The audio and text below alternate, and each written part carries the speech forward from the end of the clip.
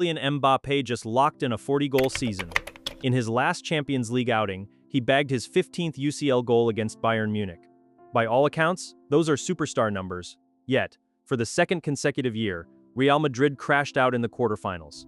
Before Mbappé ever pulled on that iconic white jersey, Thierry Henry asked a fundamental question. I did last year at the end of the season when we knew that Mbappé was going there. How is he going to balance that team?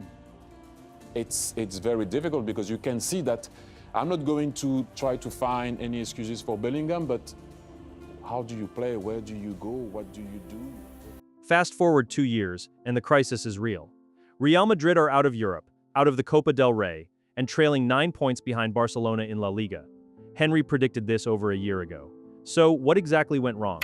Was Henry right all along? When Mbappé landed at the Bernabéu, it wasn't just another transfer. It was the most anticipated free move in football history. And in his debut season, his individual brilliance was undeniable. 31 goals in 34 league games, the Pichichi Trophy, and his very first European Golden Shoe. He even shattered Alfredo Di Stéfano's 71-year-old record for the most La Liga goals in a debut Madrid season. By year 2, the stats got even more ridiculous. 40 goals and 6 assists in 39 games so far. 15 Champions League goals in just 11 appearances. Only Cristiano Ronaldo has ever scored more in a single UCL campaign for Los Blancos. On paper, Mbappé didn't just adapt to Madrid, he became their deadliest weapon. But football isn't played on paper. While Mbappé's individual case is settled, the team around him has fallen apart. Look at what 2 seasons of individual dominance have actually produced collectively. In year 1, they were runner-ups in La Liga, Copa del Rey, and the Supercopa, paired with a quarter-final UCL exit. In year 2, they were humiliated in the Copa del Rey by a second-division side,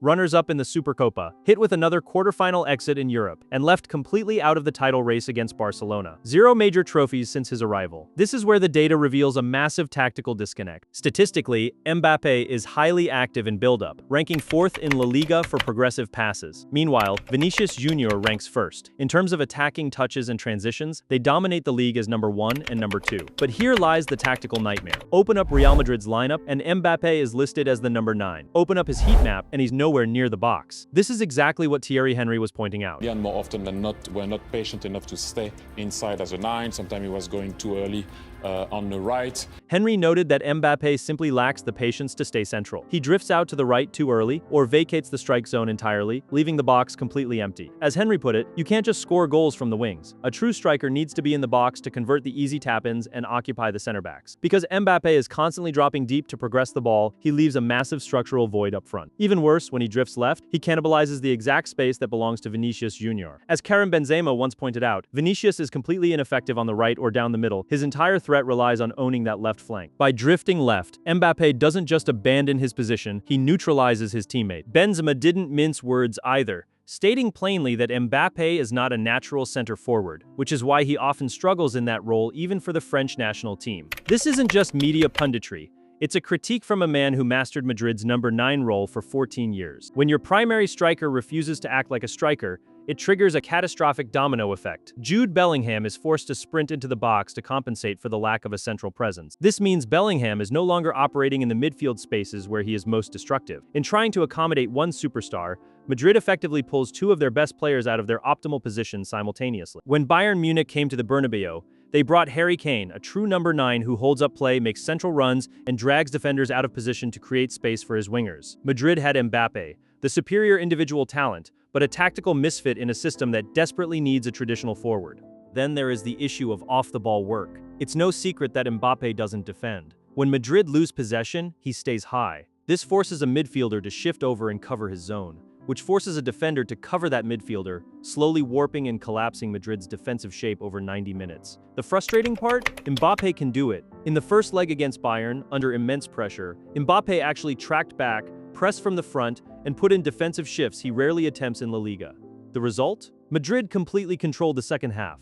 In the second leg in Munich, he did it again for the first 45 minutes, pressing and dropping into shape just like Luis Enrique used to demand of him at PSG. Consequently, Madrid walked into halftime with a 3-2 lead.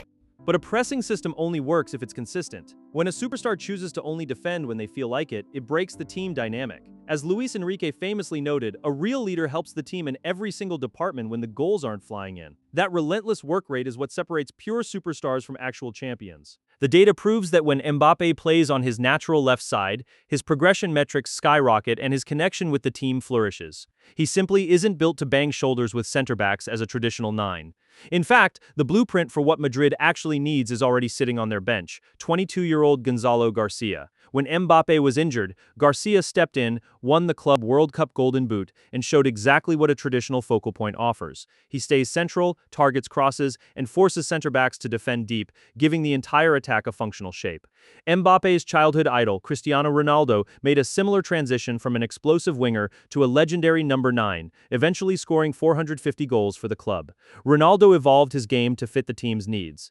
The question is, will Mbappé do the same? Thierry Henry saw this exact tactical bottleneck coming before a single ball was kicked.